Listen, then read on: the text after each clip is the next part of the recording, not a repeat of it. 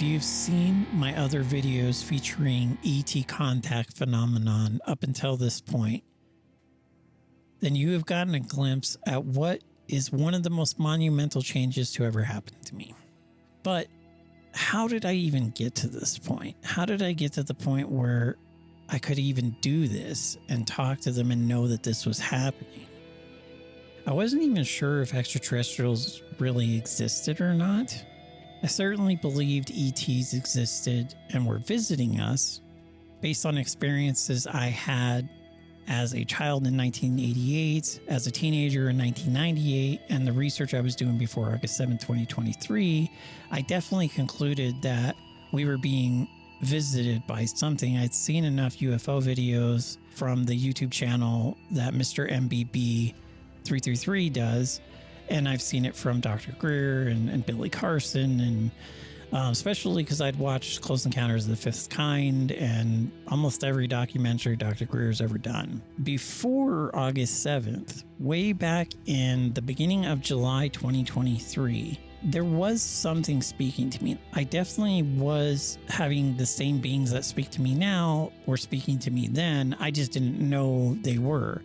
I either chalked it up to my own thought voice or I chalked it up to intuition. In one of those instances about, this was like literally the beginning of July 2023, I hadn't yet gotten the CE5 contact app. I was, trying to figure out how to fulfill my destiny. I was looking at the fact that I was already halfway through 2023 and I was still feeling fairly depressed, but I was coming out of it the more I learned about the Anunnaki and the extraterrestrial subject. And the fact that it related to what happened to me when I was 8 years old was important because I'd spent most of my life trying to retrieve memories from what happened to me because it was so traumatic. I still to this day don't fully remember everything. I had like bits and pieces and they never really made sense. The hospital I was in as a delinquent when I was 17 years old, tried to get records from everything that happened to me when I was 8 years old, but they weren't successful. So I just never really got answers. I tried to get them in between about 17 and 20 years old, but it just never materialized anything. I couldn't get memories or anything like that. I did have a pretty strange UFO experience with my brother. Actually, we had 3 of them in 1998, and this was 10 years after what happened to me when I was 8 years old. We call those the Mount Israel UFOs. I'll probably do a separate video just on that experience alone, even though I don't have video about it. But I'd like to tell the story about how it happened because it was so strange, especially the first night. So for me, it started in July of 2023. I got this feeling that I should go to 29 Palms where all the stuff happened to me when I was 8 years old. And I hadn't been back there in over 20 years at that point. And I started feeling like I needed to go back there and try again and try to get my memories. I'd been saying I was going to do it for probably about 5 years. But at this point, beginning of July 2023, I got 4 dates that I needed to go to 29 Palms. The first date was July 2nd. The second date I got was July 11th. The third date I got was July 16th. And the fourth date I got was July 23rd. And I marked down the dates I got. And I went on July 2nd. That was my first trip to 29 Palms in over 20 years. That trip was interesting. I went by myself. I knew I had to go by myself and face it. And no idea what to expect. The fact that I got those dates was weird, and I was starting to suspect something was going on. I was starting to suspect something was communicating with me. I still chalked it up to like intuition, or maybe I was going crazy. So when I went on my first trip, there's a house that we lived at where all the weird stuff really started in 1988. I'm not going to give the exact address, but it was off of Detura Avenue in 29 Palms, California. And this house was where my mom says all the strange stuff really started happening. They saw some like stereotypical gray alien run from my room and go to the bathroom and disappear, like that kind of stuff. So that's where it started. And that's the address I was trying to get to. And I figured that's where I would start my first trip. So when I got to 29 Palms and I was trying to follow the address for Datura Avenue that I asked Siri, it led me a ways away, like completely away from the address, to this address that didn't even match the numbers or anything like that. It wasn't close to Datura Avenue. It was in 29 Palms, but it was way off into the desert, into the, like, where all the desert shacks and all that stuff usually are. The interesting thing about that was our old family friends, the Ormans, they all lived in this house that was like literally right around the corner from where this GPS location was taking me on my first trip. But it was a glitch. It wasn't supposed to be taking me there. It was supposed to be taking me to Datura Avenue, which is in suburban area of 29 Palms outside of Basin, closer to like where the Joshua Tree Mountains and stuff are. And I don't know why it took me there, but I followed it and I was like, okay, this doesn't make any sense. I thought it was interesting. It was right near their house. So I went and visited their house, which is still there, but just like completely busted up and broken down. So I tried getting Siri to do the Datura Avenue address again from that point, because I was like, why didn't it take me to there? And then it comes up with another glitch, this address in Yucca Valley for this high-tech computer shop. And I wouldn't know that until I went into that address on the way back. That was the second glitch address that came up on that first trip. So what I had to do is I had to type in the Datura Avenue address to finally get it to go to the right address and lead me there.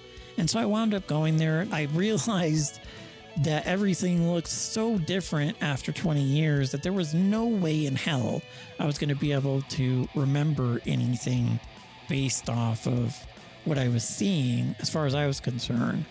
I also had it in my mind that I was looking for somebody, a man, who I felt was responsible for all the bad stuff that had happened to me.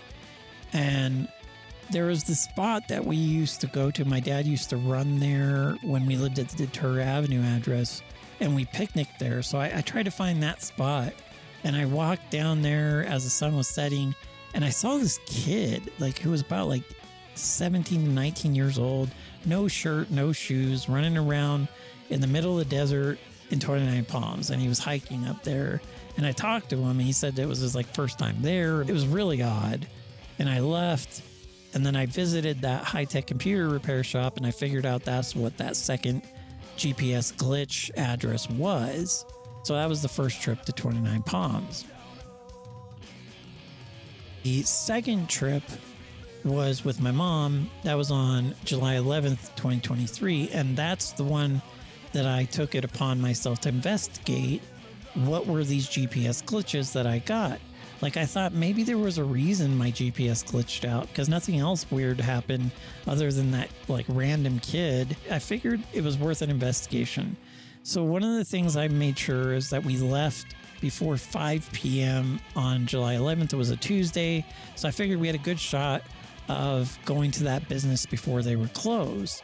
Now, the interesting thing is when I made it to the high-tech computer repair shop with my mom in Yucca Valley, it just happened to be that there was a written note that said that the owner went on vacation from July 11th to, I think, the 18th or something like that, it said. I thought it was interesting that I had this blatant intention to investigate what that place was, and then with the day I go there to do it, he just happens to be gone. You know, maybe it's a weird coincidence. My mom thought it was too. So we moved on. We went to the Datura Avenue address. I think I showed my mom the other GPS glitch address. We revisited our old family friend's house. I showed her what happened there. We took some more pictures. And the only other weird thing that happened on that trip was when we saw the Datura Avenue address the first time, it looked like a house was next to it. And I remember there was a house next to it from my first 29 Palms trip. And my mom asked me to go back around. So I went, I turned, and I came on the street behind the street we lived on, Datura Avenue. And then I came back on Deterra Avenue again.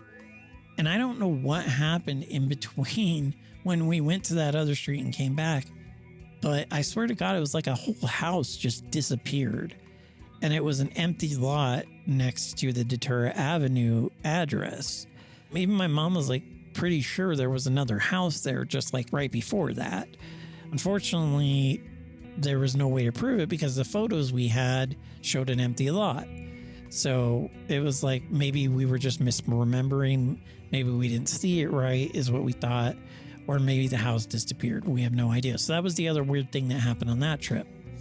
So on the July 11th trip with my mom, one of the things that she did for me is that she showed me the school I was going to when we lived at the Deterra Avenue address. And that school is where a lot of bad stuff was happening to me as well.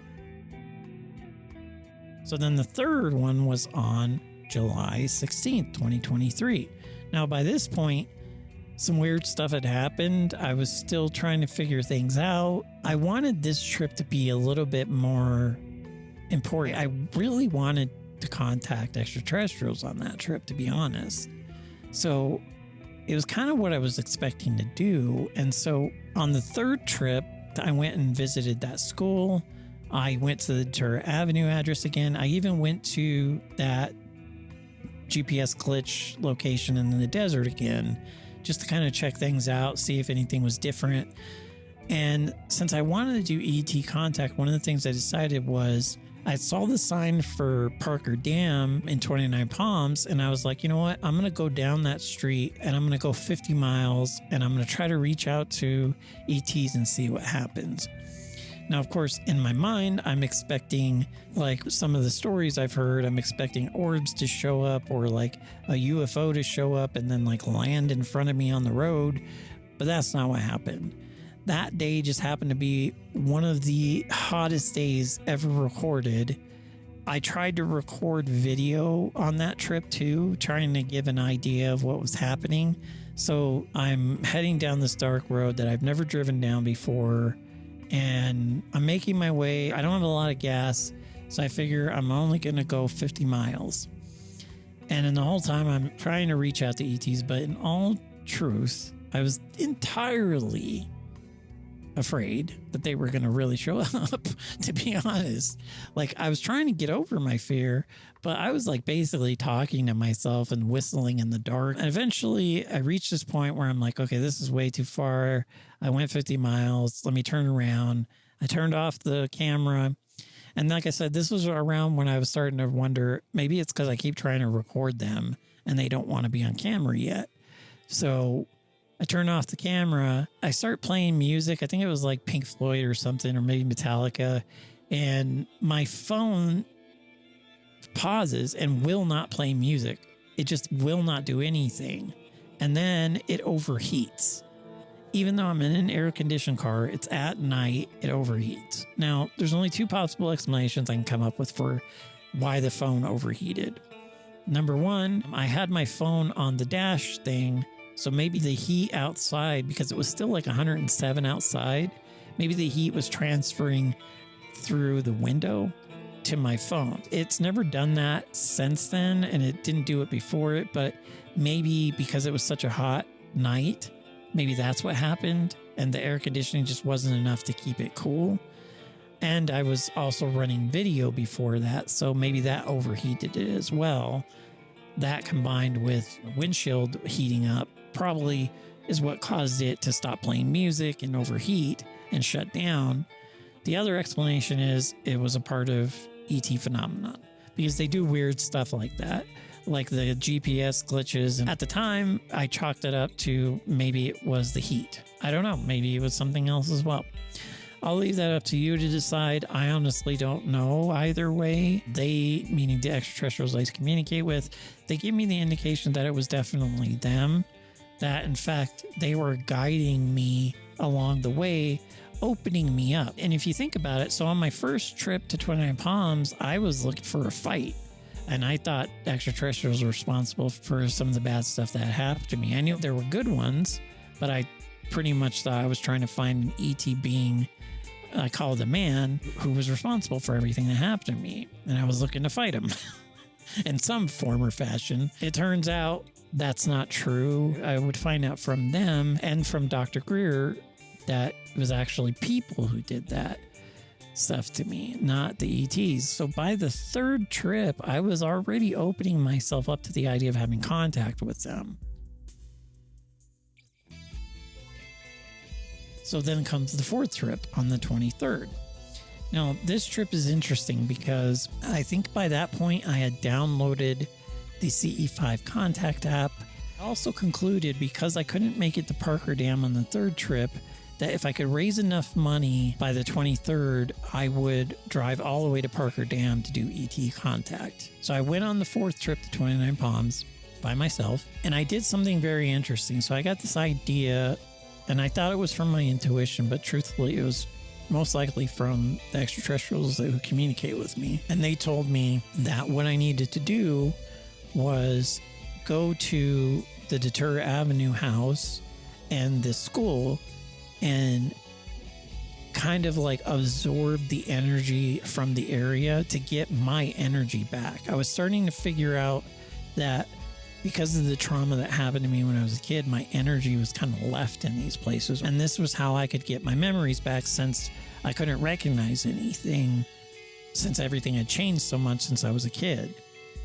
So I went to the school and I did it. And immediately I felt something different. Now, maybe it was psychosomatic or whatever, but I felt something different. It was like I felt more in control and I felt more complete. I felt like I had got energy from the school, and it was my energy.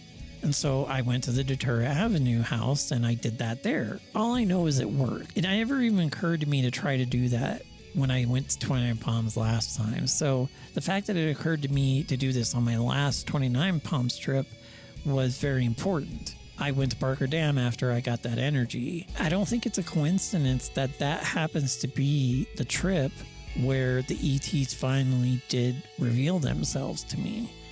So I make it to Parker Dam, which is all the way in Arizona, and I'm like going in this road that I've never been down before, and I start seeing these donkey looking things. They're called burros over there, and they're like in the middle of the road. They're all over the place, and I'm like terrified I'm going to run into one. They do not care at all.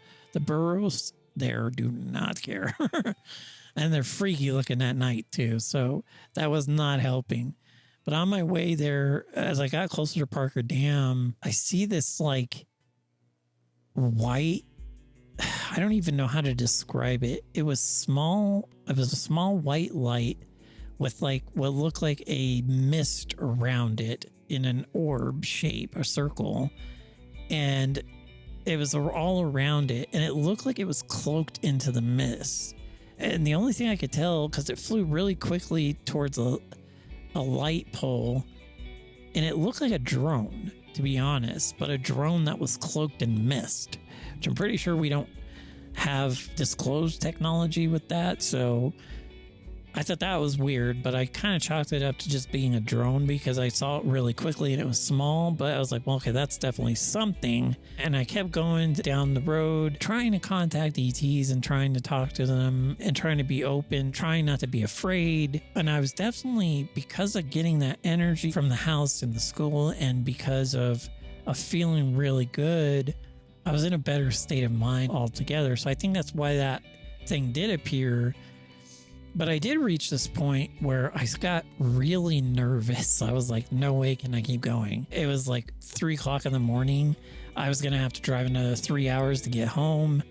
And it seemed like they wanted me to keep going down this road. I just decided, nope, I'll turn it around here. I got to start heading home. And literally as I turned around, what looked like a gigantic meteor streaked across the sky and left these 4 streaks of light. It was like white, orange, and then white. It was a very bright flash that went across the sky, not down or anything. No explosions happened afterwards, none of that.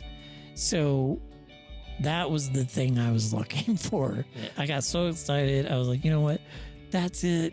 Thank you guys. I was so happy about it because they had finally shown me something. Of course, afterwards, because this is how my doubt works, I start going, well, maybe it was a meteor. I don't know. You know, it felt definitive in the moment, but like trying to remember it, I'm thinking I don't have video of it. So maybe it was a meteor. It didn't explode. It was moving across the sky, not downwards or anything, but I don't know, maybe it was a meteor or something like that. So I kept thinking. Made it home. It was a great night. I felt even better, and I started trying to do ET contact walking my dog after that.